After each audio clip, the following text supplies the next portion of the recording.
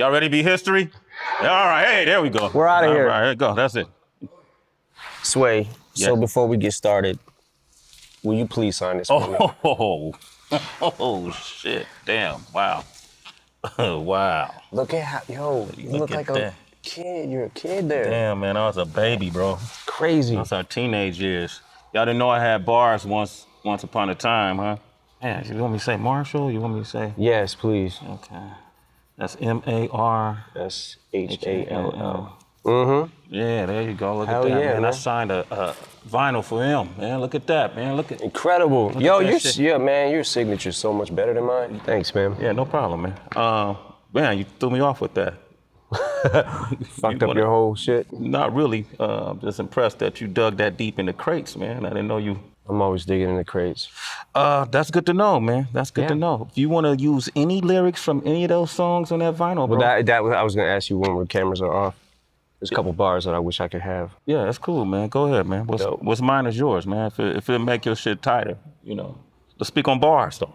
Here we are. Kamikaze came out. You know, you shocked the world the way you did it. What made you do it? I mean, a Revival came out December 2017. That wasn't that long ago. It's less than a year. What made you just drop it on the world the way you did? Because I feel like the way the climate is right now, if you give people enough time to, I got an album coming out in 2 months. You give people time to say, man, he better have a song like this or I ain't fucking with it. If he don't have a song like this, I ain't fucking with it. Yeah. He better not be rapping like this. He better not be rapping about this or I'm not gonna fuck with it. And when you go into an album, you can go into anything with the mindset of this is gonna suck. And then even if you kind of don't feel that way, you're already kind of formed your opinion in front of all your friends and you know what I'm saying? Like, so I feel like giving them no warning was the best thing to do just because it doesn't give people enough time to, you know, when the Revival track list came down the pipe. Yeah, I remember that. It was like, overwhelmingly, this shit is gonna be trash. Yeah. And that was before nobody really wanted to be wrong about it. Yeah. They had already formed, I'm not saying everybody, but a lot of people had already, formed their opinions. So. Yeah, that was interesting. Like Revival really ran through the ringer, so to speak, before it even got off the ground. But, you know, this is that day and age. You know, it's different now, right? Yeah. You know, how have you adjusted to that? Like before, which is what I find interesting about you, before you spent your whole career being critiqued and criticized by organizations like LGBTQ community or college campuses or police departments, you know, but hip hop always stood by you. So that was, that's where you found your refuge. But now it came from inside of hip hop. You know, how did that affect you? Me sitting back and seeing things that I saw, it was kind of like, I felt a bunch of different ways. I felt like, okay, maybe because it doesn't sound like everything else and what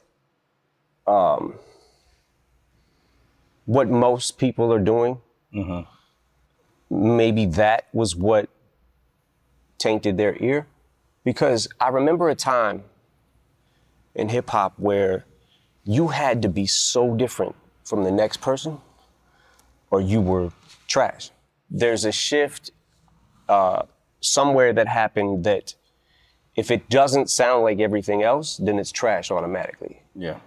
And I just sat back like, okay, all right, I can take that. It's not like I can't take constructive criticism, but I feel like it kind of went beyond constructive criticism.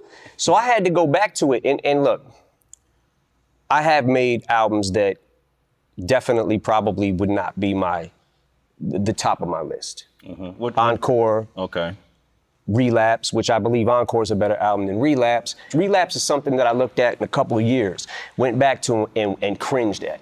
I was like, oh, Jesus Christ, I didn't even realize I was doing that many accents. I just started, for whatever reason, I just got into it and was just like, started on this weird serial killer vibe kind of thing. Yeah.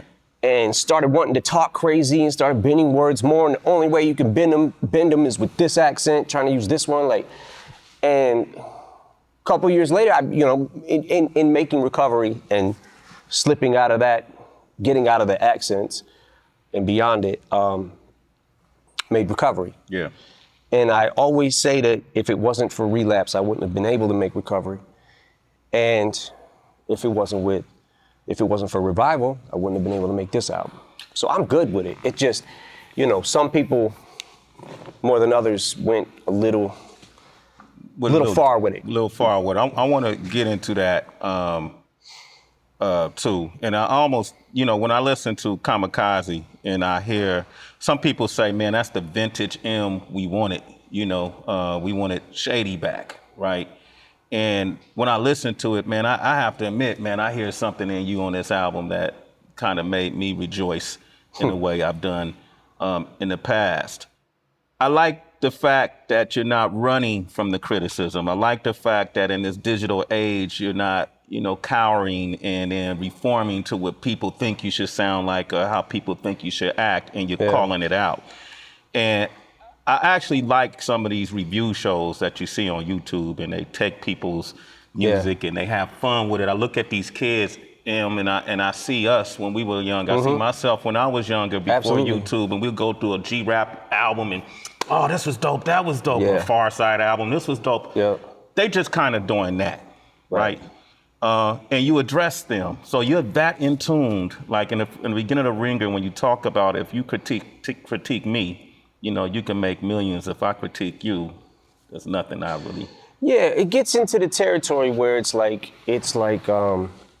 you got, okay, so since the internet has become what the internet's become, and since YouTube and all that, you've got so many, how can I say this? It's almost like not enough Indians, too many chiefs. So it's like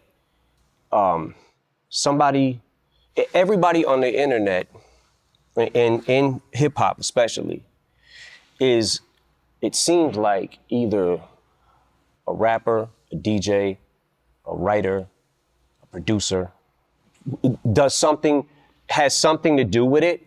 And I love the fact that so many people now have been able to get on easier than it was for me or you back in the day, because we didn't have this platform. So I appreciate the platform. It's just that now you've got people that not only are doing the same thing and they can do it better, but you've got people who don't do anything and are just critiquing it.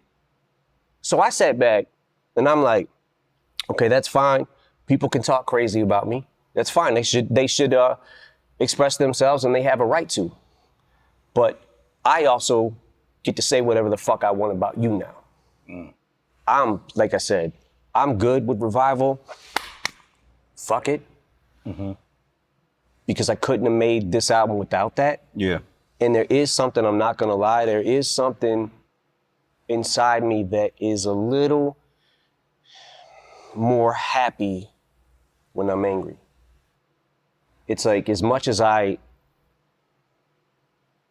bad as it feels to be there, there's also something about it, there's a rush of it that I like, because it inspires me to say something back. So you get in that weird area too, where it's like, oh, he says he doesn't care about what anybody thinks about him, but now he cares about what everybody thinks about him. No, he's just saying he don't care. He'll say anything he wants about you if you say it about him, because he doesn't care. Like, there's so many different levels to not caring about shit. You know what I'm saying? But it was interesting. It was definitely interesting, because I'm like, how fucking off is my ear? Yeah. Jesus Christ. Like, and then it was interesting to watch the reaction of the Chloroseptic remix verse that I did. Yeah, with 2 Chainz, and you put that out in January. You touched on, you guys formed your opinion just from a track. And that's where I was at. Yeah. At that point in time, that's definitely where I was at. But I watched people going, oh, why wasn't this on Revival? Honestly, what if I said it was on Revival? You won't know, because you didn't listen probably. Yeah. But I kind of felt like, okay, I guess this is what people might want. Because I'm always stuck in that, what the fuck do people want? Like you were saying, that the old M is back and he's too old to be the old M. He can't do, like, no matter what, when I zig, I should have zagged.